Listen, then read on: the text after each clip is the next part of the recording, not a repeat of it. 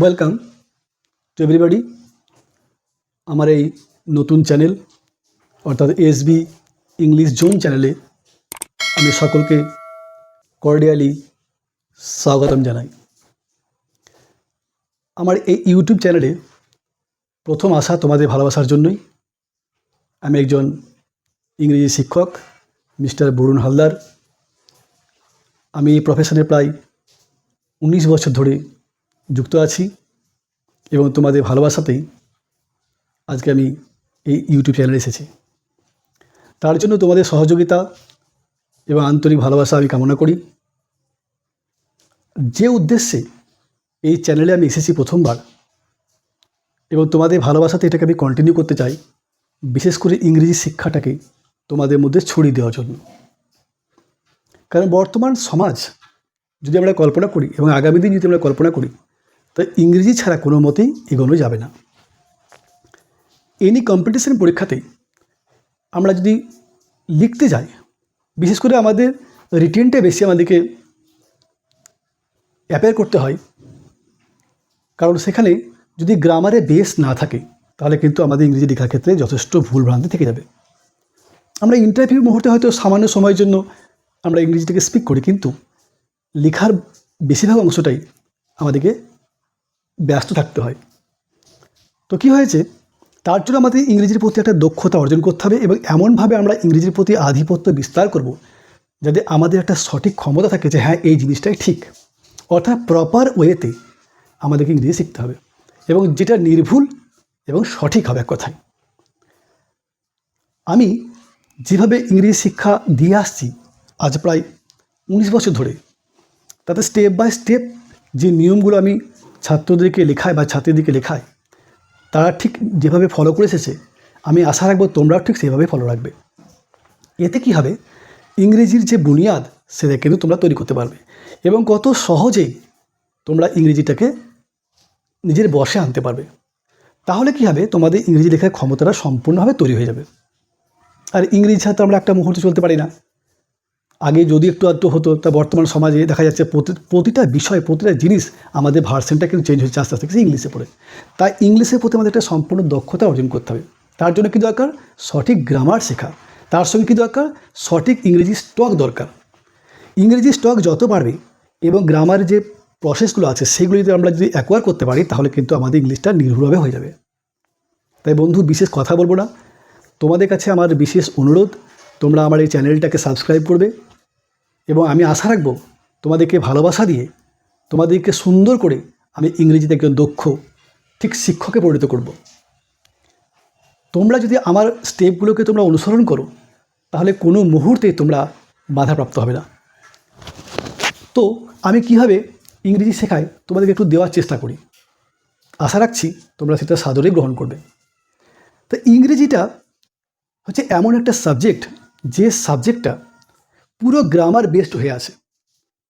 কারণ ইংরেজিতে লিখতে গেলে বা বাংলাতে লিখতে গেলে, যাতেই আমরা লিখি না কেন, গ্রামারের প্রতি আমাদেরকে সম্পূর্ণ দক্ষতা থাকতেই হবে। তাহলে গ্রামারে দক্ষতা অর্জন করতে হলে কী করতে হবে, ইংরেজির যে পার্ট অংশগুলো আছে সেগুলো কিন্তু আমাদেরকে সেটা সম্পর্কে ওয়াকিবহাল হতে হবে। ইংরেজি শিক্ষার বিভিন্ন রকমের স্টেপ বিভিন্ন শিক্ষক মহাশয় বিভিন্নভাবে দিয়ে থাকেন। তো আমি তোমাদেরকে একটু অন্যভাবে দেওয়ার চেষ্টা করছি, কিভাবে আমরা ইংরেজিটাকে সহজেই মজ্জাগত করব। তাই এসো আমরা আসি সেই প্রথম পয়েন্টে। আমার পার্ট 1 ক্লাস আজকে, সেই পার্ট 1 ক্লাসে আজকে আমি 3টে বেসিক জিনিস নিয়ে আলোচনা করব।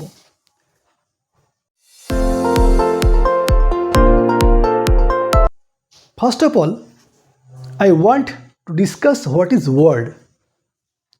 তোমরা প্রত্যেকেই জানো যে ওয়ার্ড বা শব্দ কী। এই ওয়ার্ড বা শব্দ ক্লাস 1 থেকে আমাদের এলকেজি বলো, কেজি 1 বলো, সমস্ত কিছুতেই কিন্তু এটা আমাদের সঙ্গে অঙ্গাঙ্গিভাবে জড়িত হয়ে আছে। তা আমরা যেভাবে ওয়ার্ড শিখেছি সেই ওয়ার্ডটাকে একটু আলোচনা করে নিই, তাহলে আমাদের পুরনো জিনিসটা আবার আলোচনা হয়ে যাবে এবং আমাদের মস্তিষ্কে সেটা আরও ঢুকে যাবে। তাহলে ওয়ার্ড কী? ফার্স্ট অফ ওয়ার্ড, আজকে আমাদের পার্ট 1-এ কী আছে, ওয়ার্ড। ওয়ার্ডটা কি, হোয়াট ইজ ওয়ার্ড যদি আমরা বলি, তা ওয়ার্ড হচ্ছে কি একটা বাংলা শব্দ, তাই না? এই শব্দ জিনিসটা কি, ধরো একটা আমি ওয়ার্ড বললাম ক্যাট, CAT ক্যাট। এই সি হচ্ছে একটা লেটার, এ হচ্ছে একটা লেটার, টি হচ্ছে একটা লেটার। তা কয়েকটা লেটার বা অক্ষর মিলে কী তৈরি করলো, একটা শব্দ তৈরি করলো বা ওয়ার্ড তৈরি করলো। এবং এর একটা বিশেষ অর্থ আছে। কী অর্থ? এই ক্যাটের বাংলা অর্থ হচ্ছে কি বিড়াল। তাহলে আমরা ওয়ার্ড কাকে বললাম? ওয়ার্ড হচ্ছে কয়েকটা অক্ষর বা শব্দের সম্মিলন এবং যার বিশেষ একটা অর্থ থাকবে, তাই হচ্ছে ওয়ার্ড। যেমন ধরো বললাম Apple, APPL Apple, okay. A letter, P letter, P letter, L letter, E letter, প্রত্যেকটা লেটার পরস্পর অ্যাসেম্বলে কী তৈরি হয়েছে, একটা ওয়ার্ড তৈরি করেছে যার অর্থ হচ্ছে কি আপেল। তাহলে এই ওয়ার্ড হচ্ছে কয়েকটা অক্ষর বা লেটারের সমষ্টি এবং যার অর্থ থাকবে। তাহলে তোমাদেরকে যদি কেউ প্রশ্ন করে যে শব্দটা কি বা ওয়ার্ড কি, তা তুমি বলবে যে কয়েকটি অক্ষর বা লেটার মিলে একটা শব্দ তৈরি করে এবং যার বিশেষ একটা অর্থ থাকে, তাই হচ্ছে ওয়ার্ড। তাহলে ওয়ার্ড সম্পর্কে কিন্তু আজকে আমরা পরিচিত হলাম। এই ওয়ার্ড নিজেও একটা ওয়ার্ড। কি মজার জিনিস দেখো তো, ডাব্লিউ একটা লেটার, ও একটা লেটার, আর একটা লেটার, ডি একটা লেটার। এই কয়েকটা লেটার এরা অ্যাসেম্বল হয়ে অর্থাৎ যুক্ত হয়ে একটা ওয়ার্ড তৈরি করলো। এই ওয়ার্ডের অর্থটা কি? শব্দ। তাহলে ওয়ার্ড নিজেও একটা ওয়ার্ড। তাহলে ওয়ার্ড সম্পর্কে আজকে মোটামুটি আমরা জানলাম। এবার আমি যে টপিক্সে যাব সেটা হচ্ছে সিলেবেল। এটা কিন্তু খুব সুন্দর জিনিস।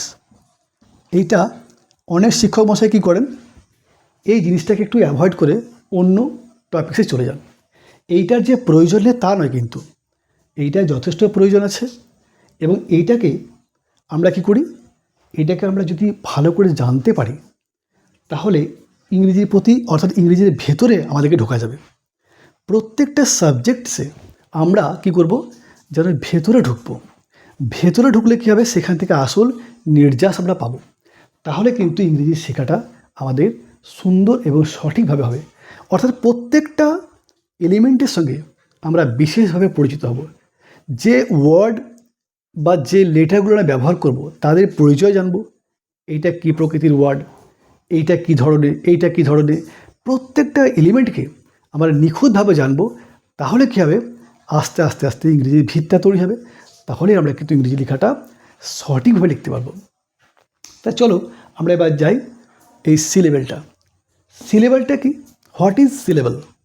সিলেবেল হচ্ছে অ্যাকচুয়াল হচ্ছে জীবের গতির শুধু পরিবর্তন। যদি আমি বাংলাতে একটু আলোচনা করি তো শুধু দেখা যাবে জীবের যে গতির পরিবর্তন হচ্ছে সেইটাই হচ্ছে সিলেবেল। এই আবার কী ধরনের কথা, তোমাদের মনে প্রশ্ন জাগতেই পারে। অর্থাৎ জীবের গতি যদি বদলায় এবং বদলানোর পরে যে শব্দটা আমাদের কাছ থেকে বেরিয়ে আসছে বা স্বর বেরিয়ে আসছে, সেই এক স্বর বিশিষ্টই শব্দ হচ্ছে সিলেবেল। আমি একটু বিস্তারিতভাবে যাই। ধরো একটা উচ্চারণ করলাম আমি ক্যাট, CAT। এখানে কি উচ্চারণ করছি? এখানে উচ্চারণ করছি ক্যাট, CAT, ক্যাট। দেখো এই ক্যাট উচ্চারণ করতে গিয়ে আমাদের জিভের মুভমেন্টটা একবার হচ্ছে। আবার সেখানে যদি আমি বলছি টু ডে, দেখো এটা কিন্তু দুবার আসছে জিভের গতিটা। অর্থাৎ জীবের গতিটা, জীবের যে পরিবর্তন, গতির যে পরিবর্তন সেটা কিন্তু দুবার হচ্ছে।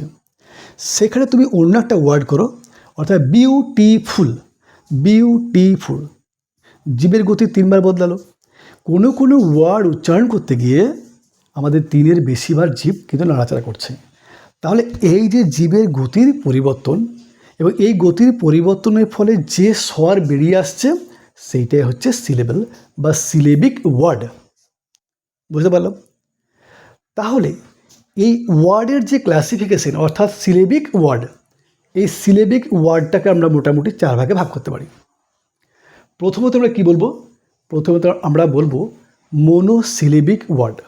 অর্থাৎ যদি জীবের গতি একবার পরিবর্তন হয় তাহলে সেইখান থেকে যে শব্দ বা ওয়ার্ড বেরিয়ে আসে, একস্বর বিশিষ্ট শব্দ বেরিয়ে আসে, সেটা হচ্ছে মোনোসিলেবিক ওয়ার্ড। এই মোনোসিলেবিক ওয়ার্ড অর্থাৎ মোনো কথার অর্থ হচ্ছে গ্রিক শব্দ এবং এই গ্রিক শব্দের অর্থ হচ্ছে কি এক, অর্থাৎ একবার যে জীবের গতির পরিবর্তন সেটা হচ্ছে মনোসিলেবিক ওয়ার্ড। তোমাকে যদি বলে যে মনোসিলেবিক ওয়ার্ডে একটা এক্সাম্পল দাও, তখন তুমি কী বলবে? ক্যাট। দেখো, ক্যাট উচ্চারণ করতে গিয়ে জিভটা কিন্তু একবার নাড়াচাড়া করছে। সেখানে তুমি বয় বলো, বয় উচ্চারণ করতে গিয়ে কিন্তু জীবের গতি একবারই পরিবর্তন হচ্ছে। তাহলে অর্থাৎ একবার যদি জীবের গতির পরিবর্তন হয়, তখন সেই শব্দকে বলা হয় কি? মনোসিলেবিক ওয়ার্ড বা মনোসিলেবিক শব্দ, অর্থাৎ এক স্বর বিশিষ্ট। আবার যদি আমরা অন্যভাবে বলি, যদি দেখা যায় জীবের গতি দুবার পরিবর্তন হচ্ছে, অর্থাৎ মুভমেন্টটা দুবার হচ্ছে, তাহলে দুবার উচ্চারণ করতে গিয়ে অর্থাৎ দুবার গতি পরিবর্তন করার পরে যে শব্দটা আমাদের কাছ থেকে বেরিয়ে আসে, সেটা হচ্ছে ডাইসিলেবিক ওয়ার্ড। ডাই কথা হচ্ছে দুই বা দ্বি, অর্থাৎ জীবের গতি দুবার। ট্রাই যদি আমরা বলি, তো সেখান থেকে কী আসছে? তিন আসছে, অর্থাৎ জীবের গতি তিনবার বদলায়, ট্রাইসিলেবিক ওয়ার্ড। আবার তিনের বেশি যখন আমরা চলে যাচ্ছি, তখন তাকে কী বলছি? Polysyllabic word. Am I right? এইবার তোমাদেরকে দেখতে হবে monosyllabic, disyllabic, trisyllabic and polysyllabic ওয়ার্ডের এক্সাম্পল। আমি মনোসিলেবিক ওয়ার্ড মানে কী বললাম? একবার বললাম জীবের গতি, অর্থাৎ জীবের গতি যদি একবার বদলায়, তখন সেটা হচ্ছে কি? Monosyllabic word. যেমন ধরো ক্যাট, তোমরা নিজেরাই দেখে নাও যে ক্যাট উচ্চারণ করতে গিয়ে জীবটা কিন্তু একবার নাড়াচাড়া করছে। তেমনি বয় কী হচ্ছে? মনোসিলেবিক ওয়ার্ড হচ্ছে। এবার যদি আমরা দুবার গতি পরিবর্তন করি জীবের, তখন তাকে কী বলছে? Disyllabic word. যেমন টু ডে, টু ডে, দেখো জীবটা একবার ওপরের দিকে টাচ করছে, ডে আবার দেখো নিচের দিকে নেমে যাচ্ছে, অর্থাৎ জীবের গতিটা কিন্তু দুবার পরিবর্তন হচ্ছে। তেমনি দ্যাট ডে যদি বলি, ইয়েস স্টার ডে, ওটা কিন্তু আলাদা ওয়ার্ড চলে যাচ্ছে। তেমনি তোমরা চেষ্টা করবে কোন কোন ওয়ার্ডগুলো এই ডাইসিলেবিক বা মনোসিলেবিক ওয়ার্ডের মধ্যে পড়ছে। এইভাবে তোমরা একটা লিস্ট বানাবে, তাহলে কী হবে? তোমাদের আস্তে আস্তে ওয়ার্ডটা স্টক বাড়বে এবং তোমরা কোনটা মনোসিলেবিক ওয়ার্ড, কোনটা ডাইসিলেবিক ওয়ার্ড তোমরা চিনতে পারবে। তাহলে আমরা এতক্ষণে বুঝতে পারলাম জীবের গতি যদি দুবার বদলাচ্ছে, তখন সেটা আমরা কী বলছি? Disyllabic word. যেমন উদাহরণ দিলাম কি? Today. এবার চলে যায় ট্রাইসিলেবিক। তা যদি কোনো শব্দ উচ্চারণ করতে গিয়ে জীবের গতি তিনবার বদলায়, তাহলে সেই সমস্ত ওয়ার্ডকে বলছে কি? Trisyllabic word. As for example আমরা কি বলতে পারি? Beautiful, beautiful. তোমরা কাউন্ট করো, দেখো তিনবার জীবের গতি পাল্টাচ্ছে। তা তিনবার গতি পাল্টানোর জন্য যে শব্দটা বেরিয়ে আসছে, সেই শব্দ হচ্ছে ট্রাইসিলেবিক ওয়ার্ড। এবার তিনের বেশি যদি আমরা বেশি উচ্চারণ করছি বা জীবের গতি বদলাচ্ছি, তখন সেটা কী ওয়ার্ড আসছে? Polysyllabic word. যেমন অটোমোবাইল, অটোমোবাইল 5 টাইমস জীবের গতি কিন্তু নড়াচড়া হচ্ছে। আবার দেখো যখন আমি ট্রাইসিলেবিক বললাম তিনবার হচ্ছে বিউটিফুল, ডাইসিলেবিক বলছি তখন দুবার হচ্ছে দ্যাট ডে, টু ডে বললাম। আবার যখন বলছি মনোসিলেবিক বলছি, তখন বলছি একবার বলছি বয়, ক্যাট, টয়। তাহলে জীবের গতির যে পরিবর্তন এবং সেখান থেকে যে শব্দটা বেরিয়ে আসে, তাই হচ্ছে syllable. It is very interesting matter, কারণ ইংরেজির ভেতরে যে নির্যাসগুলো আছে, অন বাই অন আমাদেরকে তুলে আনতে হবে। তাহলে সেখান থেকে আমাদেরকে সাজিয়ে সাজিয়ে যে ইংরেজির বুনিয়াদ তৈরি হবে, সেটা কিন্তু অনর। এবার নিখুঁত মানে পারফেক্ট এক কথায়। তাহলে আমরা কি জানলাম আজকে? ওয়ার্ড জানলাম। এবার 2 নম্বর জানলাম কি? সিলেবেল, এক স্বর বিশিষ্ট শব্দ আর শুধু শব্দ। আচ্ছা আমরা একটু ভাবো তো, এই সিলেবেলটার মধ্যে দেখো কিন্তু ওয়ার্ডের কিছু বৈশিষ্ট্য ভাবা থাকছে। কেন? মোট কথা ওয়ার্ডের যে ক্লাসিফিকেশন, সেটা কিন্তু পেয়ে যাচ্ছি। কীরকম পেলাম? মনোসিলেবিক ওয়ার্ড পেলাম। তাহলে আমরা ওয়ার্ডের একটা পার্ট বলতে পারি কি? Monosyllabic word. 2 নম্বর পার্ট বলতে পারি ডাইসিলেবিক ওয়ার্ড। তৃতীয়বার বলতে পারি ট্রাইসিলেবিক ওয়ার্ড। তারপরে বলতে পারি পলিসিলেবিক ওয়ার্ড। অর্থাৎ ওয়ার্ডের যে ক্লাসিফিকেশন, সেটা কিন্তু আমরা সিলেবেল থেকে পেয়ে গেলাম। তো এটা একটা আলাদা জিনিস হয়ে গেলো, ম্যাথের মতো জিনিস হয়ে গেল, ঠিক টাচেবল, ওর সঙ্গে স্পর্শ আছে, তাই মনে হচ্ছে। তাহলে আমরা সিলেবেল জানলাম, ওয়ার্ড জানলাম। এবার তৃতীয় যে বিষয়টা আমরা জানবো, সেটা হচ্ছে কি? সেন্টেন্সেস, SENTENCES, সেন্টেন্সেস অর্থাৎ বাক্য। এইটা তো আমাদের এক কথায় বলা যেতে পারে একদম আদি থেকে আমাদের জানা আছে, আমরা ক্লাস 1 থেকে জেনে আসছি সেন্টেন্সকে। কিন্তু আমরা সেন্টেন্সের যে ডেফিনেশন আমরা জেনেছিলাম, আমরা সেখানে কি বলেছিলাম? যে কয়েকটা শব্দ পাশাপাশি বসে যদি মনের সম্পূর্ণ ভাব প্রকাশ করে, তখন থেকে আমরা সেন্টেন্স বলেছিলাম। ইট ওয়াজ ভেরি ইজি। কিন্তু যদি আমরা এই কথাটাকে একটু ডিসকাস করে বলি, যদি আমরা একটু ভেতরে ঢুকি, অর্থাৎ আর একটু যদি ভাস্টলি আমরা জানতে চাই, তাহলে কিন্তু এই যে কথাগুলো বললাম, যে কয়েকটা শব্দ পাশাপাশি বসে মনে ভাব প্রকাশ করলো, তাহলে বাক্য বললাম। আচ্ছা, তাহলে তোমরা বলো, আমি একটা কথা বলছি বা বাক্য বলছি, যে সেটা বাক্য কেন তাদেরকে বলতে হবে। আমার নাম গরুটা তার বন্ধুদের সঙ্গে বসে বসে সিনেমা দেখছে, তাই না? এটা তো সম্ভব নয়। তাহলে কেন সম্ভব নয়? কারণ এখানে গরু বা কর্তায় যে বলা আছে, তার পক্ষে সিনেমা দেখা কিন্তু সম্ভব নয়। তাহলে নিশ্চয়ই এটা বাক্য নয়, এটা কিন্তু মনে ভাব প্রকাশ করছে, শব্দগুলো পাশাপাশি বসেছে। তাহলে বাক্য নয় কেন? কারণ হচ্ছে কর্তা বা সাবজেক্টের সেই যোগ্যতাটা নেই যে বসে বসে সিনেমা দেখার। তাহলে সেন্টেন্স থেকে আমরা একটা বৈশিষ্ট্যকে আমরা একটু আলাদা করতে পারি, যে কর্তা যে থাকেন তার কিন্তু কাজের যোগ্যতা থাকতে হবে, অর্থাৎ কর্তা যেন সেই কাজটা করতে পারেন, তবেই তাকে আমরা বাক্য বলবো। আবার ওই যে বাক্য নয়। আমি আর একটা এক্সাম্পল দিই। আমি বললাম ছাগলটা আকাশে উড়ছে, ইট ইজ নট পসিবল, কারণ ছাগলে আকাশে ওড়া কিন্তু সম্ভব নয়। তাহলে ছাগল যেহেতু আকাশে উঠতে পারছে না, তাই মনে ভাব প্রকাশ করলেও এটা গল্প ছাড়া আর কিছুই নয়। তাহলে আমরা কি পেলাম? সেন্টেন্সের মধ্যে একটা বৈশিষ্ট্যকে আমরা আলাদা করতে পারলাম, যে কর্তা যিনি থাকবেন তার জন্য কাজের প্রতি এবিলিটি থাকে বা যোগ্যতা থাকে। 2 নাম্বার কি? যে ওয়ার্ড বা শব্দগুলি বসাচ্ছি, আমি বলেছি যে কতগুলি শব্দ পাশাপাশি বসে যদি মনের ভাব সম্পূর্ণ প্রকাশ করে, তখন তাকে কি বলি? সেন্টেন্স। তাহলে যদি আমার এমন হয় বাক্য, যে আমি ধরো সাপোজ মাকে বললাম, মা দাও ভাত আমাকে, আমরা কি কখনো বলি? বলি না। কি বলি? মা ভাত দাও আমাকে। তাহলে দেখো, এই যে পদ বা শব্দগুলো যে ব্যবহার করেছি, তা কিন্তু নির্দিষ্ট নিয়মে ব্যবহার করা হয়েছে। অর্থাৎ যে পদগুলি ব্যবহার করছি তার একটা সুশৃঙ্খল নিয়ম থাকবে, এবং সেই সুশৃঙ্খল নিয়মের মাধ্যমে যদি বসে এবং কর্তা যদি কাজটা করতে পারে, তবে হবে সেটা বাক্য। এটা হচ্ছে আসল কথা। তাহলে আমরা যে জেনেছিলাম, কর্তা যে কাজ করবে তার জন্য যোগ্যতা থাকতে হবে। তাহলে কতগুলি শব্দ বা ওয়ার্ড পাশাপাশি বসে যদি মনের ভাব প্রকাশ করে, তাহলে তাকে বাক্য বলে। এবং সঙ্গে সঙ্গে তোমরা বলবে বাক্যের দুটো বৈশিষ্ট্য পরিলক্ষিত হয়। 1 নম্বর হচ্ছে পদ সংস্থানের রীতি, অর্থাৎ যে পদগুলো বসাচ্ছি সেগুলো যেন একটা নির্দিষ্ট নিয়মে বসে। আর 2 নম্বর কি? কর্তার যেন যোগ্যতা থাকে, তবে কিন্তু সেটা বাক্য হবে। তো একটা বাক্য তৈরি করতে গেলে পরে কিন্তু এতগুলো জিনিস আমাদেরকে মেনটেন করতে হবে, তবেই কিন্তু তাকে আমরা বলতে পারবো সেন্টেন্স বা বাক্য। তাহলে তোমাকে যদি কেউ প্রশ্ন করে যে তুমি সেন্টেন্স কাকে বলে, যদি বলতে পারো, তোমাকে তুমি কী বলবে? বলে সেন্টেন্স বা বাক্য হচ্ছে কতগুলি শব্দের সমষ্টি, যা নির্দিষ্ট নিয়মে বসে কর্তা তার কার্য সম্পাদন করার ক্ষমতা রাখে, তখন তাকে বাক্য বলে। কত সুন্দর কথা! কর্তার যেন কাজ করার সামর্থ্য রাখে, তবেই কিন্তু সেটা বাক্য, আদারওয়াইজ নট এস সেন্টেন্সেস। তাছাড়া কিন্তু এটা বাক্য নয়।